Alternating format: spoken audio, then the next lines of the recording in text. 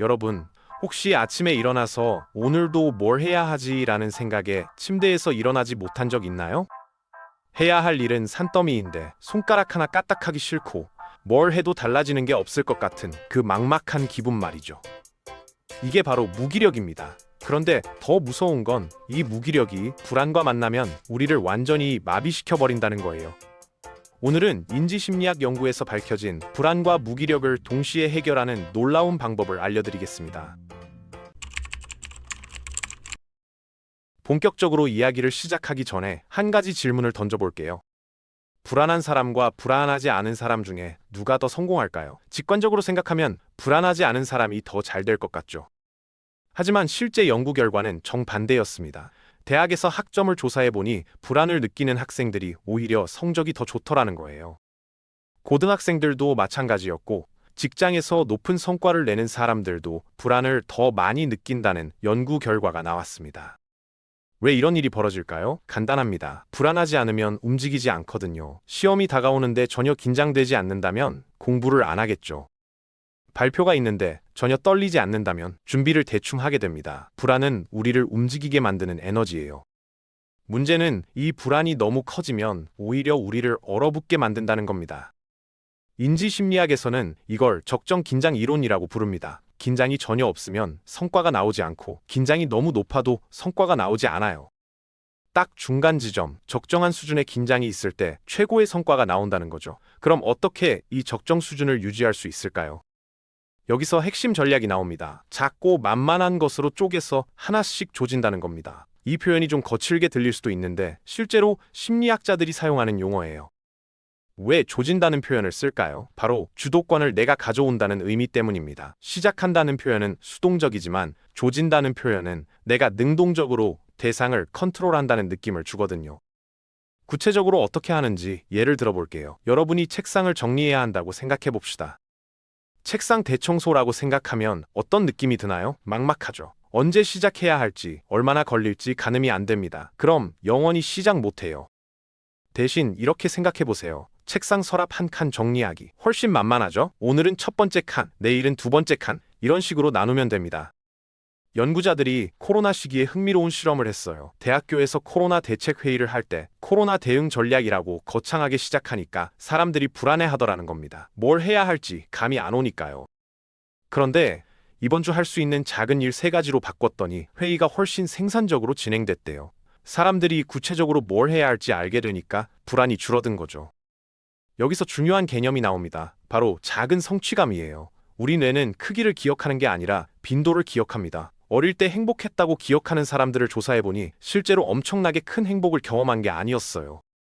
대신 작은 행복을 자주 경험했더라는 겁니다. 매일 저녁 부모님과 함께 저녁을 먹었다거나 주말마다 동네 공원에 갔다거나 이런 사소한 일들이 쌓여서 나는 행복한 어린 시절을 보냈다는 기억으로 남는 거죠. 반대로 불행했다고 기억하는 사람들은 어땠을까요? 사실 객관적으로 보면 더 좋은 환경에서 자란 경우도 많았어요. 해외여행도 자주 가고 좋은 집에서 살았는데 왜 불행하다고 느꼈을까요? 작은 불행의 빈도가 높았기 때문입니다. 부모님이 자주 싸웠다거나 매일 혼났다거나 이런 작은 부정적 경험이 쌓이면 나는 불행한 어린 시절을 보냈다고 기억하게 되는 거예요. 이걸 불안과 무기력에 적용해 볼까요? 큰 성취를 한 번 이루는 것보다 작은 성취를 여러 번 쌓는 게 훨씬 효과적입니다. 예를 들어 여러분이 책을 쓰려고 한다고 생각해 봅시다. 책 쓰기라는 목표를 세우면 막막하죠. 언제 끝날지도 모르고 할 수 있을지도 확신이 안 섭니다. 하지만 오늘 500자 쓰기로 바꾸면 어떨까요? 훨씬 할만하죠. 그리고 500자를 쓰고 나면 작은 성취감을 느낍니다. 이게 쌓이면 큰 에너지가 되는 거예요. 실제로 베스트셀러를 쓴 작가들을 인터뷰해보면 대부분 이런 방식으로 글을 썼다고 해요. 처음부터 나는 베스트셀러를 쓸 거야 라고 생각한 게 아니라 오늘 한 페이지만 쓰자는 마음으로 시작했다는 겁니다. 그게 쌓이고 쌓여서 결국 책이 된 거죠. 그런데 여기서 한 가지 함정이 있습니다. 바로 나쁜 결과만 분석하는 습관이에요. 여러분, 시험을 봤는데 90점을 받을 거라고 예상했는데 60점이 나왔다면 당연히 왜 그랬는지 분석하겠죠. 뭘 잘못했는지, 어디서 실수했는지 곰곰이 생각해봅니다. 이건 정상적인 반응이에요. 문제는 반대 상황입니다. 60점을 받을 거라고 생각했는데 90점이 나왔다면 대부분 사람들은 야, 운 좋네? 하고 끝냅니다. 왜 좋은 결과가 나왔는지 분석하지 않아요. 그냥 좋아하고 넘어가는 거죠. 그런데 이게 바로 무기력을 만드는 원인입니다. 왜 그럴까요? 나쁜 결과만 분석하고 좋은 결과는 분석하지 않으면 우리 뇌에 이런 메시지가 각인됩니다. 어쨌든 내가 뭘 해도 결과는 예측 불가능하다. 이게 반복되면 학습된 무기력이 생기는 거예요.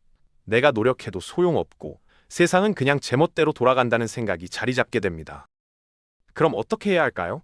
좋은 결과도 반드시 분석해야 합니다. 예상보다 좋은 성적이 나왔다면 왜 이렇게 됐지? 라고 물어봐야 해요. 어떤 공부 방법이 효과적이었는지, 어떤 환경이 도움이 됐는지, 어떤 마음가짐이 좋았는지 분석하는 겁니다. 이렇게 하면 내가 이렇게 하면 좋은 결과가 나오는구나 라는 확신이 생겨요. 실제 연구에서 이런 결과가 나왔습니다. 무기력에 잘 빠지지 않는 사람들의 특징을 조사했더니 좋은 일이 일어났을 때도 열심히 분석하더라는 거예요. 심지어 기분 나쁠 정도로요. 내가 왜 이렇게 잘 됐지? 뭐가 달랐지? 라고 끊임없이 물어보는 습관이 있었어요. 이게 장기적으로는 엄청난 차이를 만듭니다. 다음으로 중요한 건 분노 관리입니다. 분노와 불안은 깊은 관계가 있거든요. 심리학에서 분노를 물리학적으로 설명하면 이렇습니다. 좁은 공간에서 화가 폭발하면 분노가 되는 거예요. 넓은 공간에서는 화가 나도 그냥 흩어지는데 좁은 공간에서는 압력이 쌓여서 폭발하게 됩니다.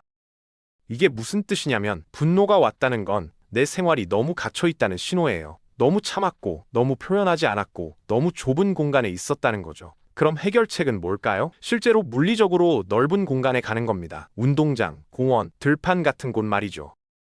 연구 결과에 따르면 운동보다 청소년의 분노와 비행을 더 효과적으로 줄이는 방법은 없다고 해요. 왜 그럴까요? 운동하면서 넓은 공간에 있게 되고 몸을 움직이면서 쌓였던 에너지를 발산하게 되거든요. 게다가 운동할 때는 평소보다 격을 낮춰서 대화하게 됩니다. 농구하면서 야 좀 패스 안 해? 이런 식으로 말하잖아요. 이게 오히려 감정을 자연스럽게 표현하게 만들어요. 여기서 흥미로운 발견이 있습니다. 까칠한 사람들이 분노 조절 장애가 거의 없다는 거예요. 왜 그럴까요? 작은 화를 자주 내니까 쌓이지 않는 겁니다. 반대로 항상 조용하고 착한 사람이 어느 날 갑자기 큰 사고를 치는 경우를 많이 봤을 거예요. 주변 사람들이 인터뷰할 때 항상 하는 말이 정말 조용하고 그럴 사람이 아닌데 예요. 바로 쌓아뒀기 때문에 폭발한 겁니다.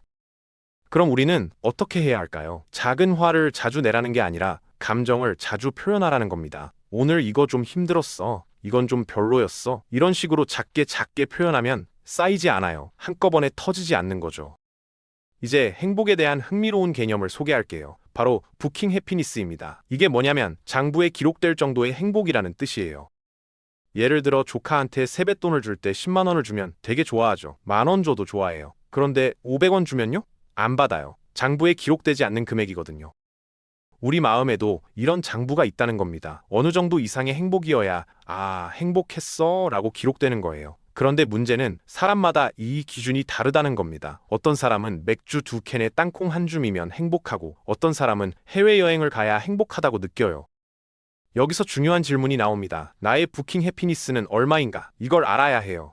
맥주 2캔에 땅콩 한 줌으로 행복한 사람이 억지로 해외여행을 가면 어떻게 될까요? 오히려 피곤하고 불행해집니다. 자기에게 맞지 않는 행복을 추구하는 거거든요. 실제 사례가 있습니다. 어떤 사람은 집에서 70km 정도 떨어진 곳으로 당일치기 여행 가는 게 딱 좋더래요. 그 이상 가면 피곤하고 그 이하는 뭔가 아쉽고 70km가 딱 자기한테 맞는 거리였대요. 그런데 이 사람이 억지로 부산까지 가면 좋은 상태에서 놀지 못하고 피곤한 상태로 억지로 즐기려고 하게 됩니다. 이게 바로 적정한 삶의 개념입니다. 무조건 크고 많은 게 좋은 게 아니라 나한테 딱 맞는 게 좋다는 거죠. 그릇의 크기도 마찬가지예요. 우리는 흔히 그릇이 클수록 좋다고 생각하는데 그게 아니에요. 그릇이 너무 크면 채우기 힘들고 너무 작으면 자주 넘칩니다. 내게 맞는 크기의 그릇을 찾는 게 중요해요. 여기서 더 나아가서 노고의 개념을 이해해야 합니다. 노고는 뭘까요? 아예 처음부터 안 가는 겁니다. 고는 뭐예요? 하던 걸 멈추는 거죠. 스톱은 되게 어려워요. 이미 하고 있는 걸 중단하는 건 엄청난 의지가 필요하거든요. 그런데 노고는 쉬워요. 아예 시작하지 않으니까요. 예를 들어볼까요? 공부를 열심히 안 한 게 아니라 노는 것에 대한 결심이 너무 많았던 거예요. 학점이 안 좋은 학기를 돌아보면 공부 계획이 없었던 게 아닙니다. 놀기로 한 약속이 너무 많았던 거죠. 그러니까 노고가 중요한 겁니다. 안 할 것을 정하는 거요. 의사들도 환자한테 이렇게 말합니다. 당뇨가 있으면 뭘 먹어야 하는지보다 뭘 먹으면 안 되는지를 먼저 알아야 한다고요. 디스크가 있으면 어떤 운동을 해야 하는지보다 어떤 자세를 하면 안 되는지가 더 중요합니다. 고가 절반이고 노고가 절반인데 우리는 고에만 집중하거든요. 노고도 똑같이 중요해요. 마지막으로 결정장애에 대해 이야기해 볼게요. 요즘 사람들이 결정을 못해서 고민이 많죠. 최선의 선택을 하려고 하다가 결정을 못 내리는 겁니다. 그런데 최선의 선택이란 건 없어요. 애초에 존재하지 않는 걸 찾으려고 하니까 결정을 못 하는 거죠. 예를 들어 배우자를 찾는다고 생각해 봅시다. 착하고 잘생기고 키 크고 전문직이고 성격 좋고 종교 같고 취미도 맞는 사람을 찾으려고 하면요, 평생 못 찾습니다. 설령 그런 사람을 찾아도 그 사람이 나를 좋아하지 않을 수도 있어요. 그럼 어떻게 해야 할까요? 최악의 선택을 제거하는 겁니다. 이건 절대 아니다라는 걸 먼저 빼는 거예요. 종교가 너무 중요하다면 종교가 다른 사람은 제외하는 겁니다. 그러면 선택지가 줄어들죠. 그 다음에는 뭘 해야 할까요? 느낌 좋은 걸 고르면 됩니다. 딱 이 두 가지만 하면 돼요. 실제로 결혼해서 오래 사는 사람들의 특징이 뭘까요? 싫은 게 없어요 라고 대답합니다. 너무 좋은 것만 가득해요 라고 말하는 사람은 별로 없어요. 싫은 게 없다는 건 최악이 아니라는 뜻이거든요. 그럼 차선이 남는 겁니다. 그 중에 느낌 좋은 걸 고르면 되는 거예요.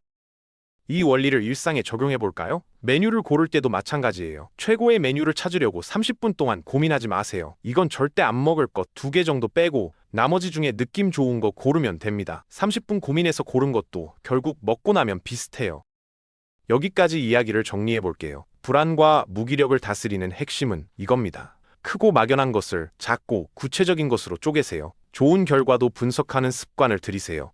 넓은 공간에서 몸을 움직이세요. 내게 맞는 행복의 크기를 찾으세요. 안 할 것을 정하세요. 최악을 피하고 느낌 좋은 걸 고르세요. 불안은 우리를 움직이게 만드는 에너지입니다. 이걸 잘 활용하면 무기력에서 벗어날 수 있어요. 오늘부터 작은 것 하나씩 조져보는 건 어떨까요? 여러분의 삶이 조금씩 나아지는 걸 경험하게 될 겁니다. 오늘 제 이야기가 여러분의 불안을 에너지로 바꾸는데 도움이 되었길 바랍니다. 구독과 좋아요는 컨텐츠를 제작하는데 힘이 됩니다. 오늘도 나를 돌보는 마인드풀한 하루 되세요.